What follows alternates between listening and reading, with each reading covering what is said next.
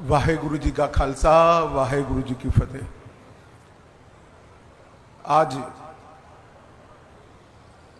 सम्माननीय बादल साहब की अंतिम अरदास में मैं संगत के सामने उपस्थित हुआ हूं, तब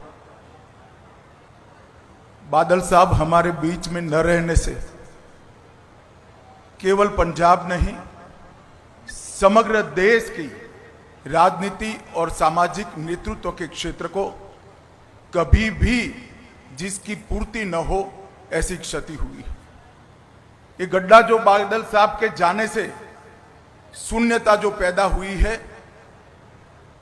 मैं देख रहा हूं लंबे अरसे तक इसको भर पाना सबके लिए बड़ी मुश्किल हो। बादल साहब के जाने से सिख पंथ ने अपना एक सच्चा सिपाही खोया है,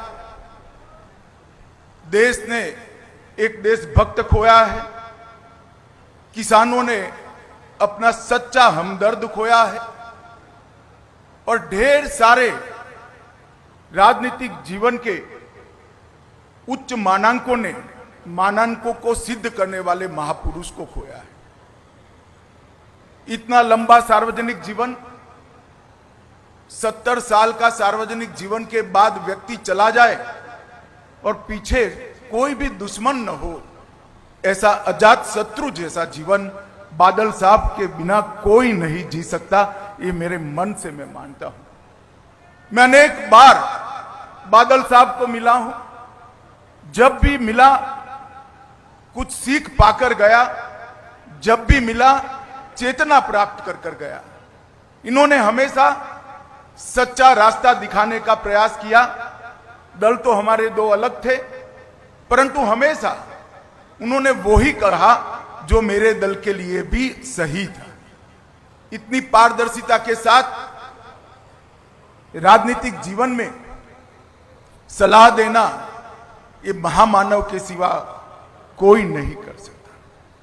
पंजाब के लगातार विधानसभा में रहने वाले सदस्य, सबसे ज्यादा रहने वाले सदस्य बादल साहब रहे। सबसे ज्यादा चुनावी राजनीति में भारत में जनप्रतिनिधि रहने का रिकॉर्ड भी बादल साहब का है। 5 बार पंजाब के मुख्यमंत्री बने और मैं रिकॉर्ड के आधार पर कह सकता हूं, नए पंजाब की नींव डालने का काम श्री प्रकाश सिंह बादल ने किया। सरदार प्रकाश सिंह बादल के जाने के साथ ही भाईचारे का सरदार चला गया। पूरा जीवन हिंदू सिख एकता के लिए पूरा जीवन उन्होंने समर्पित किया। राजनीति में कई विरोध झेलने के बावजूद सबको एकजुट रखने के लिए बादल साहब हमेशा प्रयासशील रहे। अभी सरदार सुखबीर जी बता रहे थे, बादल गांव में मंदिर भी बादल साहब का बनाया हुआ है, मस्जिद भी बादल साहब की बनाई हुई है और गुरुद्वारा भी बादल साहब का बनाया हुआ है। साच अर्थ में ऐसे व्यक्ति को दिया लेकर भी ढूंढेंगे तो देश के राजनीतिक जीवन में, सामाजिक जीवन में कभी भी नहीं मिल पाएगा। 1970 से लेकर आज तक जब भी देश के लिए खड़ा होने का मौका आया, बादल साहब ने कभी पीठ नहीं दिखाई। सार्वजनिक जीवन में सबसे लंबा समय जेल के अंदर रहकर सिद्धांतों के लिए, पंथ के लिए संघर्ष करने वाला कोई व्यक्ति था तो सरदार प्रकाश सिंह बादल थे। इमरजेंसी की बात हो, मैं तो बहुत छोटा बच्चा था, मगर मेरे पार्टी के बड़ों से मैंने सुना, अकाल प्रकाश सिंह बादल अकाली दल में चट्टान की तरह इमरजेंसी के खिलाफ खड़े रहे, लोकतंत्र की रक्षा के लिए।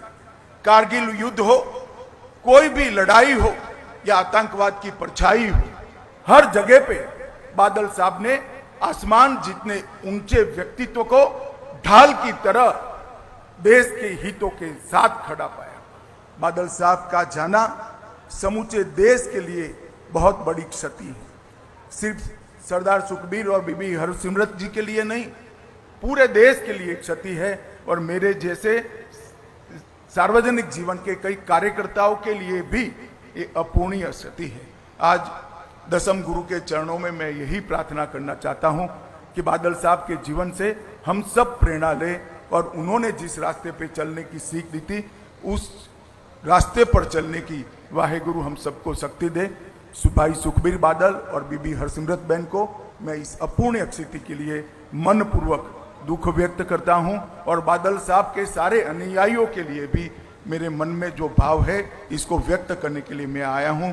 अंत में बादल साहब को मेरी ओर से, मेरी पार्टी की ओर से और समग्र देश की ओर से, भारत सरकार की ओर से श्रद्धांजलि देकर मेरी बात को समाप्त करता हूं।